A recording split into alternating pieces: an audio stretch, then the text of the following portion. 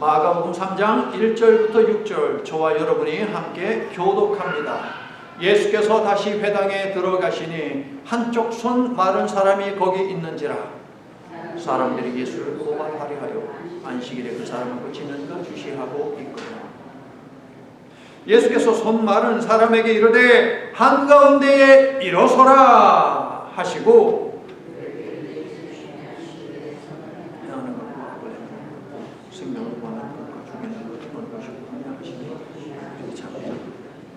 그들의 마음이 완악함을 탄식하사 노하심으로 그들을 둘러보시고 그 사람에게 이르시되 내 손을 내밀라 하시니 내밀매 그 손이 회복되었더라. 어떻게 하여 예수를 믿고 의논하노라. 아멘. 여러분의 삶에 단 하나의 기적이 일어날 수 있다면 여러분은 지금 어떤 소원을 하나님께 아뢰시겠습니까? 번뜩이며 떠오르는 뭔가가 있습니까? 아니면 이것저것 너무 많아서 뭘 선택을 해야 할지 모르시겠습니까? 질병 때문에 오랫동안 고생한 사람들은 그 질병에서 치유받는 그러한 기적을 하나님 앞에 구할 것이고, 물질 때문에 너무너무 어렵고 힘든 시간을 보내고 있는 사람들은 하나님께서 이 물질의 얽매임으로부터 벗어나게 해주시기를, 그 기적이 임하기를 소망할 것입니다. 자녀의 문제로 인하여서 밤잠을 이루지 못하는 이들이 있다면 자녀로 하여금 형통하게 해주소서라고 하는 그 기적을 하나님 앞에 틀림없이 아뢰 것입니다. 그렇다면 결국 기적은 무엇입니까? 현재 직면한 고난으로부터 해방시키는 어떤 신비로운 힘, 이것이 아닐까? 기적은 뜬금없는 것이 아닙니다. 우리가 현실적으로 부딪히고 있는 문제들하고 틀림없이 관계가 되어 있어요. 그런데 우리 힘으로는 어떻게 할 수 없고, 그래서 주님의 힘으로만, 다른 사람도 어찌할 수 없고 오직 주님의 힘으로만 해결될 수 있는 것, 그것이 바로 기적 아니겠습니까? 안식일의 주인이신 예수께서 오늘 주신 말씀을 통해 우리에게도 기적을 베풀어 주셔서 우리 삶에 드리워진 모든 안개들을 다 물리쳐 주시기를, 그리하여서 질병에서 해방되고 물질의 문제도 해결되고 자녀의 문제로부터 자유해지는 은혜가 우리에게 임하기를 간절히 소망하며 축복합니다. 오늘 본문에도 기적이 필요한 사람이 있습니다. 오늘 본문 읽었어요. 기적이 필요한 사람이 있어요. 몇 명이에요? 한 명이에요? 우리 눈에는 손 마른 사람 그 한 사람밖에 보이지 않지만 예수님의 눈에는 거기에 모여있는 사람들, 특별히 바리새인들, 그들에게도 기적이 필요하다라고 보셨습니다. 손은 멀쩡하지만 영혼이 말라버린 사람들, 몸은 건강하지만 마음은 굳어버린 사람들, 바로 바리새인들입니다. 자, 그렇다면 오른손 마른 사람들과 바리새인들, 이 둘 중에 누가 진짜 마른 사람입니까? 1절, 예수께서 다시 회당에 들어가셨습니다. 거기에는 한 손 마른 사람이 있었습니다. 자, 2절을 보세요. 2절을 보니까 의도를 가지고 이 사람을 데려다 거기다 앉혀 놓았다라는 것을 알 수 있지요. 사람들이 바리새인들입니다. 예수를 고발하려 하여 안식일에 그 사람을 고치시는가 주시하고 있다. 그 이야기는 이 손 마른 병자를 갖다가 일부러 회당에 데리고 와서 앉혀두었다라는 것을 의미하죠. 자, 마르다에 해당하는 이 단어는요, 오그라들고 마비가 되어서 사용할 수 없다라는 거예요. 이 사람의 상태를 알겠죠? 단지 손이 마른 게 아니에요. 살이 말랐다. 오늘 설교 제목을 보다가 나 오늘 몸무게 한번 재봐야지. 그러면 안 돼요, 여러분. 그 마른 것을 이야기하는 것이 아니에요.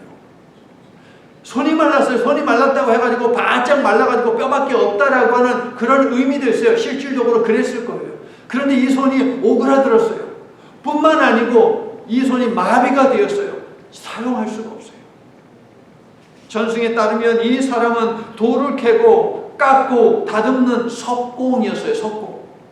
힘든 일이에요? 석공? 돌 만지는 거? 위험한 일이에요? 그렇죠? 그래서 이 사람이 어느 날 일하다 다쳤어요. 다쳐서 오른손을 사용하지 못하게 되었어요.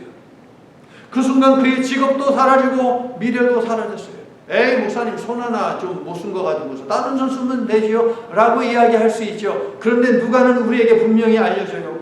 왼손이냐 오른손이냐? 오른손이다. 아주 중요한 대목이에요. 왜냐하면 고대 사회에서 유대인들에게 있어서 이 오른손은 무엇이냐? 생계였어요. 생계. 노동력이었어요. 이 오른손은 명예였고 권력이었고 축복이었어요. 그런데 이 오른손을 못 쓰게 되었다는 거예요.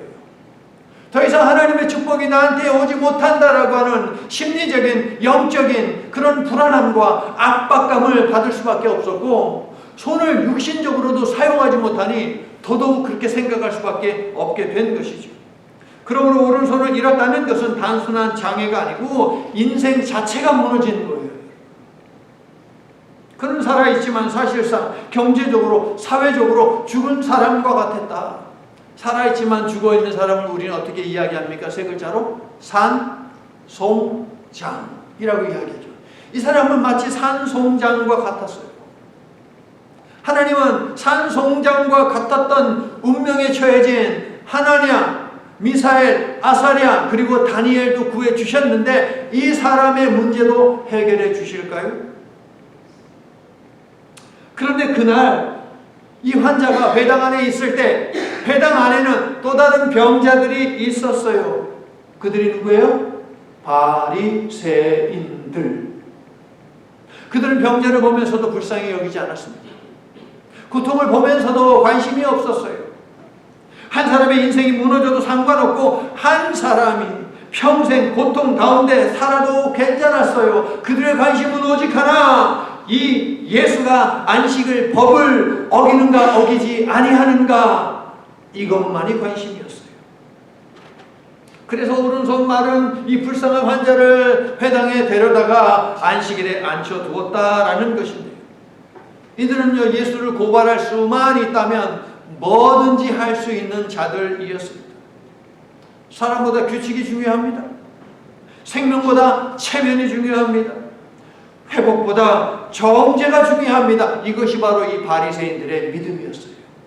이걸 믿음이라고 이야기할 수 있습니까, 여러분? 그래서 제가 누누이 말씀드리죠. 신앙과 신념은 다르다.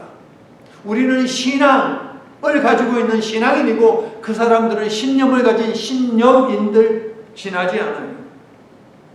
그럴듯한 옷을 입고 겉으로 피우지만 영적으로 볼 때 이들이야말로 진짜 마르고 비틀어지고 뒤틀어지고 마비된 자들이죠. 우리는 하나님의 뜻을 늘 살피고 순종하고 하나님과 대화하며 소통하여서 부드럽고 윤기가 흐르며 활력이 넘치는 심령으로 살아가기를 예수님의 이름으로 축원합니다. 아멘. 누가에 따르면요, 예수님은 이 자들의 생각을 아셨어요. 의도를 간파하고 계신다라는 의미이죠. 성경은 말합니다. 오직 하나님만이 사람의 생각을 아신다라고 말이에요. 그런데 예수님이 저자들이 무슨 생각을 하고 있는지를 알아요. 그러면 예수님은 하나님이시다라는 것이죠. 여러분은 예수님이 곧 하나님이심을 믿습니까? 하나님의 권위를 가지고 지금 그 자리에 계시는 거예요. 모든 것을 아시기에 예수님은 병자에게는 화를 내지 아니하십니다. 5절을 보세요. 마음이 완악한 바리새인들에 대해서 예수님은 탄식하고 분노하셨습니다. 그러면 예수님이 분노하신 이유가 무엇일까요? 감히 하나님인 자신을 시험하잖아요. 겁도 없이. 환자를 또한 이용하고 있잖아요. 불쌍히 여기지 않고 짓밟는 거예요. 그래서 예수님이 분노하고 탄식하셨어요.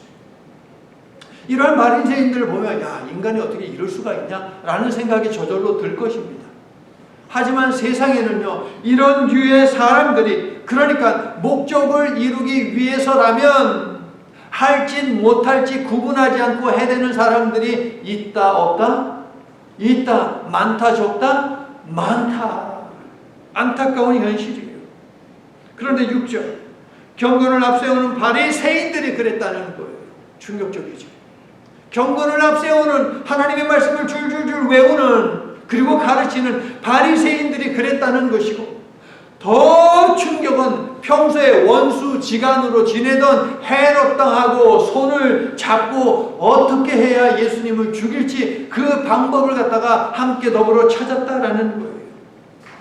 그래서 예수님은 분노하셨고 탄식하신 것입니다. 자, 성경에서 예수님이 우신 것 몇 번 나와요? 성경에? 한 번? 두 번? 세 번? 몇 번? 세 번. 성경에는 예수님이 세 번 우셨다라고 그렇게 기록을 하고 있어요. 예루살렘 성으로 이제 죽으시기 위해서 입성하실 때 성전을 바라보시면서 울었고, 나사로가 죽었을 때, 그런데 예수님이 아니야 살았어 라고 함에도 불구하고 사람들이 그냥 한쪽에서는 그냥 중얼중얼대면서 불평하면서 의심하면서 중얼중얼대고, 또 마르다와 마리아는 막 눈물 흘리고 가까운 친척들도 막 눈물 흘리고, 그 모습을 보고 예수님은 비통히 여기셨다 그리고 우셨다라고 되어 있어요.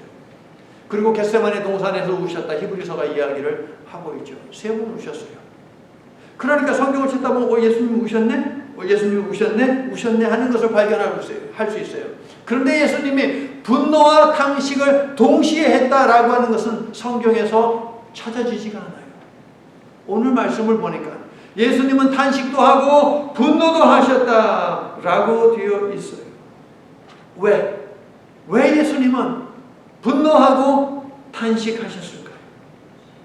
여러분, 사람이 하나님으로부터 가장 멀어질 때는 죄인이었을 때 가장 멀어질 것 같습니까? 그렇지 않아요. 자기가 의인이라고 생각할 때 하나님에게서 멀어져요. 자기가 의인이라고 생각하면 죄가 있어도 자기가 죄가 없다라고 생각을 하는 거예요. 바리새인들은요, 온갖 못된 짓 다 하면서 자신들은 의인이라고 생각을 하고 있어요. 그러니 하나님으로부터 정말 아주 멀어진 그런 인생을 살고 있는 것이죠. 잘 아시다시피 세리는 뭐 했어요? 회개했습니다. 창녀는요, 울었습니다. 펑펑 울었어요. 예수님의 발이 다 젖도록 울었어요. 그리고 강도는 예수님께 용서를 구했습니다. 보세요, 죄인들 멀지 않잖아요. 그들의 입술로 눈물로 하나님 앞에 호소하니까 용서가 임하잖아요. 천국이 그들에게 열리잖아요. 죄인에게 멀지 않아요. 하나님은 가까이 계세요. 그러나 스스로 의롭다고 지속적으로 주장하고 그럼에도 불구하고 지속적으로 죄를 짓는다면 그 자들에게서 먼 것이죠. 여러분, 육신이 병들었어요. 몸이 아파요. 그럼 어디 가요? 병원 가잖아요. 그럼 영이 아프면 병원에 갈 것 같지요? 영이 아프면 알지 못하는 거예요. 무엇이 필요한지를 모르는 것. 이게 영이 영적으로 아픈 거예요. 내가 지금 기도를 해야 하는지, 내가 지금 금식을 해야 하는지, 내가 지금 찬양을 해야 하는지, 내가 힘들고 어려운 가운데서도 지금 감사를 해야 하는지 영이 병들면 몰라요. 그렇기 때문에 병원, 즉 하나님께 찾아가지를 못해요. 영적으로 병들면. 그래서 옆에서 지속적으로 얘기해 주는 것이 필요해요. 예수님의 눈에는요, 오른손 마른 사람, 이 사람도 병자이지만 궁극적으로 진짜 마른 사람은 누구이냐? 바리새인들이에요. 저자들이야말로 진정한 병자들이에요. 그것이 예수님의 눈에 보여요. 그래서 오늘 말씀을 통해서 그들로 하여금 깨달으라고 예수님이 말씀하시는 것이거든요. 여러분. 영적으로 병들었는데 자기들은 몰라요. 영적으로 가장 건강하다라고 생각을 하고 있어요. 성도 여러분, 우리도 조심해야 합니다. 교회 오래 다녔는데 사랑이 메말라 가고 있지는 않은가? 봉사는 하는데 긍휼이 사라져지고 있지는 않은가? 성경은 아는데 사람을 품는 마음은 사라지고 있지는 않은가? 여러분, 손이 마른 것보다 마음과 영이 마른 것, 이것이 더 심각한 것 아닙니까? 동의하세요? 이게 더 심각해요. 마태, 마가, 누가는 모두 이번 치유 기적을 기점으로 바리새인들이 예수님을 죽일 방법을 모의하기 시작했다라고 모두 다 그렇게 기록을 하고 있습니다. 그러니까 오늘 오른손 마른 사람을 치유하신 이 사건이 예수님의 공생의 사역에서 십자가로 향하는 갈등의 기폭제가 되었다라는 거예요. 어떻게 하면 예수님을 죽일까 저들이 작당 모의했거든요. 오늘 본문으로 기점으로 예수님을 십자가에 못 박아 죽여야겠다라고 그들은 결심하게 된 계기가 되었다라는 거죠. 그러므로 오늘 본문의 사건은 아주 중요한 사건인 것이에요. 바리새인들은 도대체 왜 비참한 삶을 사는 사람을 이용하면서까지 예수님을 고발하려고 했을까요, 여러분? 왜? 오늘 본문의 사건은요, 갑자기 뻥 하고 나온 사건이 아니에요. 여러분 1절을 보세요. 예수께서 그 다음 뭐라고 되어 있어요? 다시 회당에 들어가셨다. 다시 회당에 들어가셨다. 무슨 이야기예요? 회당에 계셨다가 나왔다가 다시 들어갔다라고 하는 그런 의미일 수 있겠지요. 연결되어 있다라고 하는 거예요. 마가는요, 다시라는 단어를 통해서 단순히 공간적 이동을 넘어서 바리새인들과의 지속적인 대립, 예수님의 일관된 안식일 사역의 연속성, 이것을 강조하고 있어요. 이 단어를 통해서. 그러면 오늘 본문 바로 앞에는 어떤 사건이 있습니까? 바로 앞에는 예수님의 제자들이 예수님과 함께 안식일에 밀밭 사이를 지나고 있었어요. 제자들이 배가 고팠어요. 그래서 어떻게 했어요? 이삭을 떡떡 따가지고 비벼가지고서 먹었어요. 한 6가지 정도 되는 안식일 규정을 갖다가 이 짧은 일을 통해서 어긴 것이 되었어요. 안식일 운운하며 제자들을 비난하는 바리새인들을 예수님은 호되게 꾸짖으시지요. 그리고 2장 28절을 보면 예수님은 이렇게 말씀하십니다. 어떻게 해요? 인자는 안식일의 도주인이니라. 안식일의 도주인이니라 무슨 말이에요? 하나님의 아들 예수님은 세상 모든 것의 주인이 됐습니다. 믿습니까? 그러하기 때문에 예수님은 안식일의 주인이기도 하시다라는 거예요. 안식일 문제로 시비를 거니까 예수님이 하시는 말씀이죠. 나는 세상 만물 모든 것들의 주인이야. 모든 일들의 주인이야. 그러므로 너희들이 안식일 어쩌고저쩌고 하면서 나한테 시비를 거는데 나는 안식일의 주인이기도 하다라고 하는 것을 강조하시거든요. 그러면 여러분 안식일은 뭐 하는 날이에요? 안식일은 뭐 하는 날이에요? 늦게까지 늦잠 자는 날이다. 예배 보는 날. 예배는 뭐예요? 오늘 제가 황금기도 하면서 이런 단어를 썼어요. 쉼이라는 단어. 예배는 하나님 안에서 쉬는 거예요.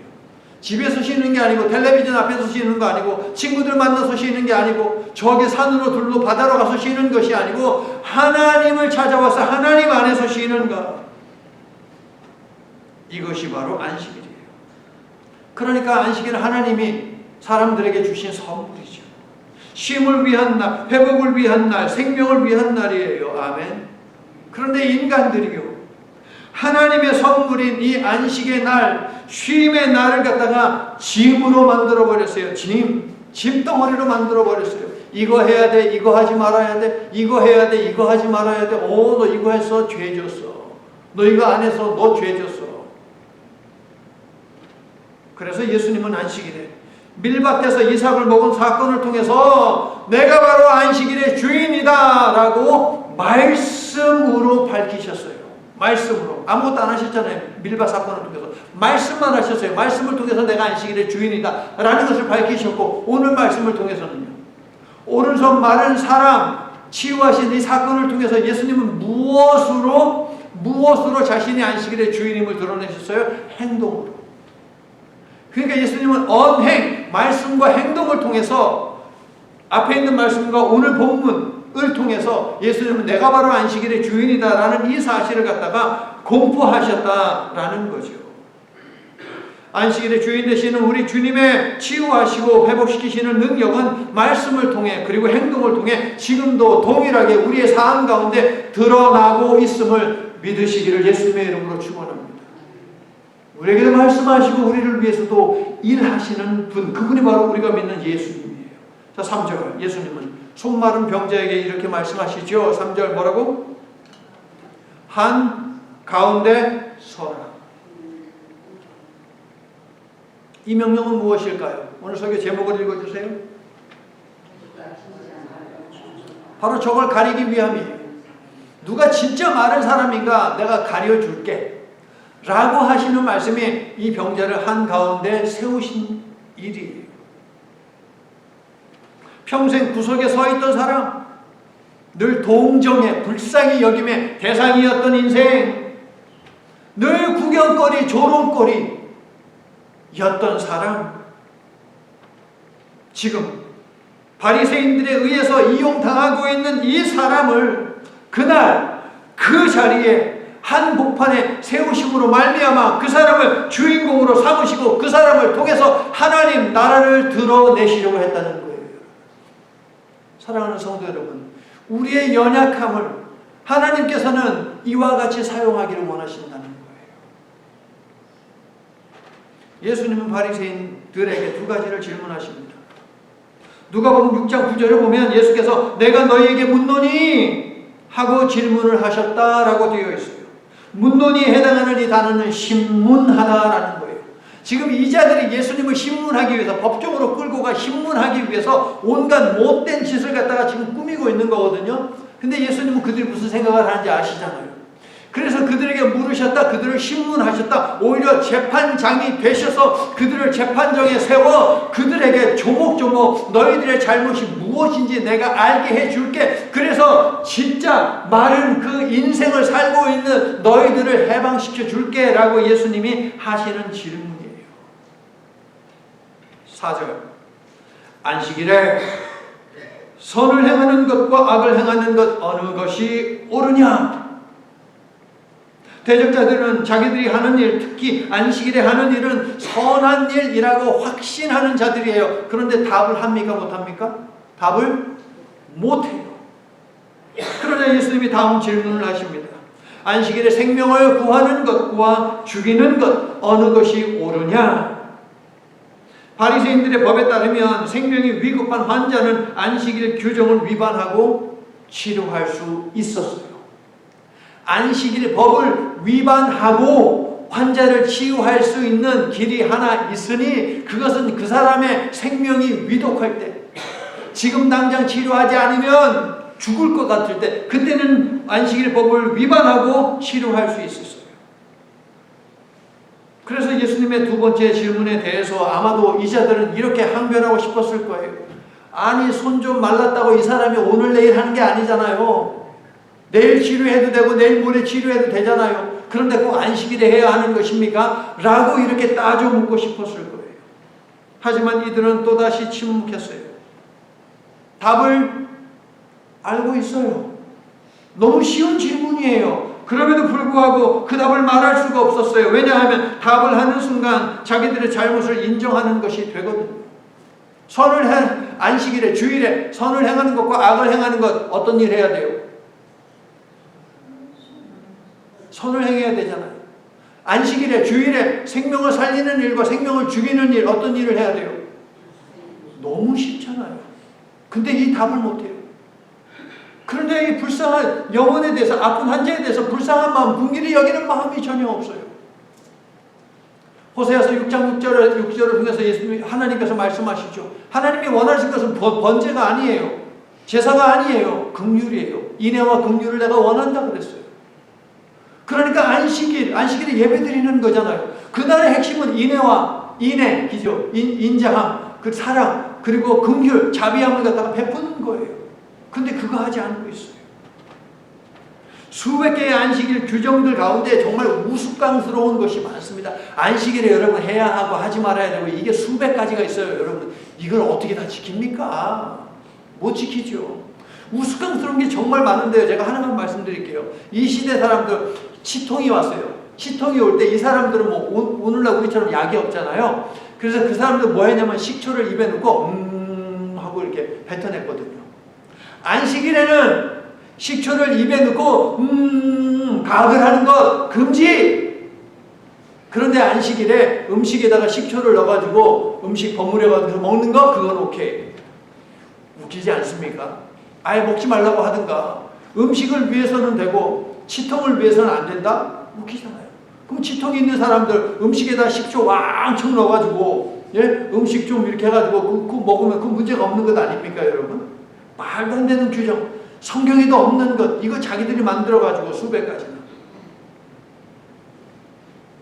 예수님은 두 개의 질문을 통해서 하나님의 율법이 선을 위한 것이냐, 악을 위한 것이냐, 구원을 위한 것이냐, 멸망을 위한 것이냐 라고 그들에게 물으셨고, 하나님의 율법에 위배되는 규정들을 너희들이 만들어 신봉하며 정죄를 일삼고 있구나라고 하면서 호되게 꾸짖고 있는 거예요. 이 질문들은. 이들이 꿀먹은 벙어리가 되어 아무 말도 하지 못한 이유는 무엇일까요? 답은 알지만 답대로 살지 못하고 있기 때문에. 답은 너무나도 뻔하고 자기들 알고 있지만 그거대로 살지를 못하고 있어요. 그런데 남들은 이거 해라 저거 해라. 우스꽝스럽지 않습니까, 여러분? 성도 여러분, 진리를 모르는 것, 그것은 배우면 되니까 문제가 되지 않아요. 하지만 알면서도 순종하지 않는 것, 그것이 진짜 문제 아닙니까? 우리는 진리를 알고 진리에 순종하며 살아서 우스꽝스러운 그런 삶은 살지 않기를 간절히 소망하며 축복합니다. 예수님은 완악한 무리를 둘러보신 후에 이들에게 이용당하는 가엾은 병자에게 어떻게 말씀하십니까? 손을 내밀어라. 손을 내밀어라. 회당 가운데 서 있는 이 환자에게 참으로 어려운 질문이 아닐 수가 없습니다. 이것은 아주 힘든 명령이에요, 이 사람에게는. 생각해 보십시오. 그 손은 평생 숨기고 싶었던 손이에요. 창피한 손, 아픈 손, 남들에게 보이고 싶지 않은 손. 그런데 예수님은 바로 그 손을 내밀어라. 그 문제가 무엇이든지 나한테 내밀어라 라고 말씀을 하는 거예요. 우리도 마찬가지 아닙니까? 우리 역시 상처를 숨기고 실패를 숨기고 아픔을 숨기고 약함을 숨기며 살고 있지 않습니까? 괜찮은 척, 강한 척 하고 살 때가 많지 않습니까? 그러나 주님은 말씀하십니다. 바로 그것을 내밀어라. 병든 손을 내밀어라. 상처난 마음을 내밀어라. 무너진 인생도 내밀어라.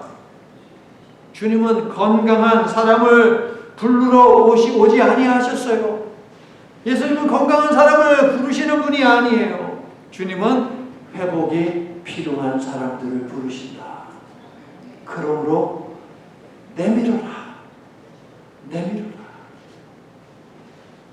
손을 내밀어라. 그래서 어떻게 되었어요, 여러분? 손을 내밀어라. 병자가 손을 내밀어요. 그러자 그 즉시 손이 나았습니다. 주님의 능력이 드러나고 그 사람에게 하나님 나라가 임하는 것이에요. 예수님은 그의 손이나 그의 몸을 만지셨습니까? 어떤 약초를 갖다가 막 으깨셨어요? 약을 갖다가 막 빠셨어요? 그 어떤 의료 행위도 하지 아니하셨어요. 그런데 이 사람이 나았네요. 오직 말씀하셨어요. 그럼 예수님이 말씀하신 것, 이것은 의료 행위일까요, 아닐까요? 환자를 낫게 하려면 맥도 짚어야 되고 환부도 이렇게 살펴야 되고 해야 하잖아요. 예수님은 아무것도 하지 않았어요. 손 내밀어. 이게 전부였어요. 애매합니다. 이게 의료행위인가 아닌가 아주 애매합니다. 바리새인과 서기관들에게 환자가 낫고 환자가 낫지 않고 이것은 중요한 문제가 아니에요. 의료행위를 했느냐 하지 않았느냐 이것이 중요해요. 왜냐하면 그래야만 안식일 규정으로 예수님을 엮을 수가 있거든요. 예수님을 고발할 거리만 있으면 되는데 예수님의 말씀으로 환자가 나았지만 딱히 의료행위라고 할 만한 그 어떤 것도 예수님은 하지 아니하셨다. 그러니까 예수님의 질문은 무엇이냐? 딜레마에 빠지게 하는 거예요. 이것도 답하지 못하게 하고 저것도 답하지 못하게 하고. 예수님이 환자를 치유하시는 것도 이게 의료행위인 것 같기도 하고 아닌 것 같기도 하고. 이러지도 저러지도 못하게 만드는 예수님의 이 지혜를 보십시오, 여러분. 이러지도 저러지도 못하니까 누가복음 6장 11절을 보면 마지막 구절에 어떻게 적고 있느냐? 그들이 분노했다라고 써 있어요. 그들이 분노했어요. 함정에 빠진 것을 안 보거든요. 이러지도 못하고 저러지도 못하고. 오직 말씀만으로 마른 손을 고치고 산 송장 같던 그의 삶을 회복시킨 것을 여러분 보시기 바랍니다. 예수님은 능력의 하나님이시기 때문에 말씀만으로도 아픈 환자를 치유하실 수 있다. 여러분 믿습니까? 태초에 하나님께서 천지를 창조하실 때 오직 말씀하셨습니다. 빛이 있으라 그랬더니 빛이 있었습니다. 에스겔 골짜기에서도 하나님은 오직 말씀만 하셨습니다. 너희 마른 뼈들아 들어라 그랬더니 그 뼈들에 막 이것저것 달라붙고 기죠. 그리고 나서 생명이 되었다. 나사로 무덤 앞에서 예수님은 그 어떤 행위를 하지 않았습니다. 오직 말씀만 하셨어요. 어떻게? 나사로야 나와라! 그랬더니 나사로가 나왔어요. 우리 예수님 창조 하나님의 능력을 가진 분이시기 때문에 오직 말씀 하나로 치유하실 수 있다. 오직 말씀 하나로 우리가 가진 문제도 해결하실 수 있다. 믿습니까? 여러분, 오늘도 마찬가지입니다. 예수님의 말씀은 죽은 것을 살리고 마른 것을 회복시키는 능력이 틀림없이 있습니다. 예수님의 말씀 덕분에 마른 손이 예수님의 권세를 드러내는 손, 하나님의 영광을 드러내는 손, 말씀의 권위를 증거하는 손이 되었습니다. 할렐루야. 손을 내밀라. 손을 내밀라. 아무도 안 내밀어요. 손을 내밀라. 손을 내미신 그분들에게 반전시키시는 하나님의 능력이 임하기를 예수님의 이름으로 축원합니다. 다시 손을 내밀라. 가지고 있는 질병이 떠나가게 될지어다. 또 손을 내밀라. 갑상선에 뭔가 보인다라고 하는 것, 그것도 제거되기를 예수 그리스도의 이름으로 축원합니다. 손을 내밀라. 여러분이 하나님 앞에 믿음을 가지고 간구하는 그 모든 기도에 아버지 하나님의 성령의 기름 부음이 있게 되기를 예수님의 이름으로 축원합니다. 아멘. 에바다, 열림을 받으라. 이 말씀 붙들고 연초에 여러분 어떤 기도를 하셨습니까? 그 모든 기도에 하나님의 능력이 더해져서 여러분이 소망하며 간구한 모든 그 기도가 열려지게 되기를 예수 그리스도의 이름으로 간절히 축원합니다. 본문에는 없지만 모인 사람들이 하나님께 영광의 박수를, 환자에게는 축가의 박수를 막 보내지 않았겠습니까, 여러분? 여러분, 오늘 찬양할 때 막 신나는 찬양이 나오면 막 박수 쳤지요. 한 사람 못 쳤어요. 손명수 안수 집사님. 치고 싶어도 못 쳐요. 손 막 쫙 갈라진 거 보셨어요, 여러분? 쫙 갈라져가지고 거기에서 그냥 씨 뻘겋고 진물이 나오고, 여러분 얼마나 고통스럽습니까? 하나님께서 은혜를 주셔서 그 손 낫게 하셔서 신나게 신명나게 손뼉치며 하나님을 찬양하게 되기를 다시 한번 예수님의 이름으로 축원합니다. 여러분, 우리 주님은요, 우리의 연약함을 통해서도 주님의 권세와 영광을 드러내기를 원하신다는 거예요. 그러므로 손을 내밀라 하실 때 본문서 환자처럼 머뭇거림 없이 내밀어서 인생의 문제로부터 회복되고 주님의 능력도 드러내는 우리 모두가 되기를 간절히 소망하며 축복합니다.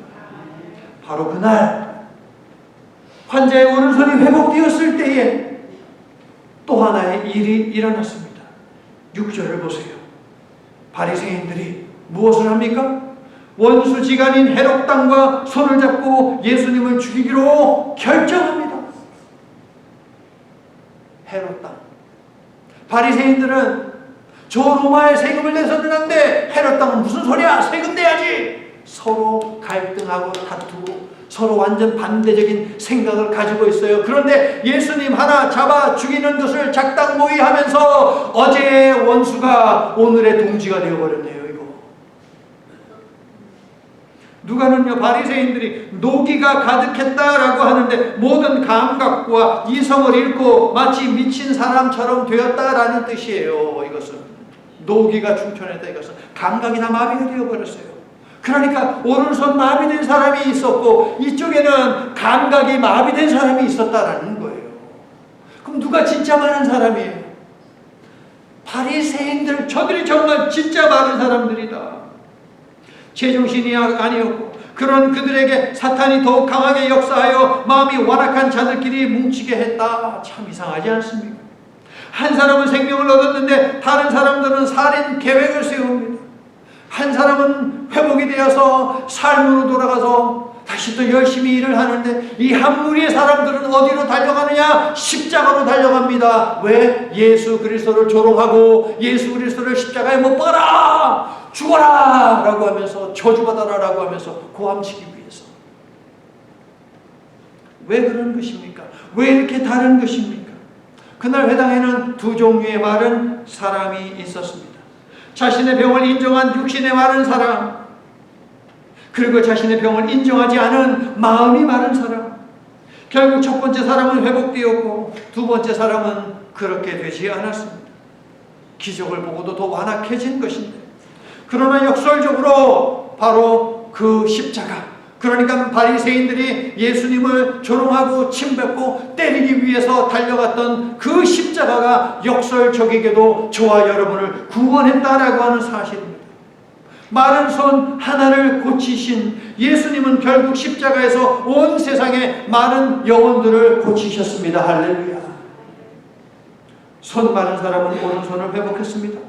영적으로 병들게 한 죄를 인정하고 예수 그리스도의 보혈로 씻음받은 우리는 십자가를 통해 심령이 회복이 되었습니다.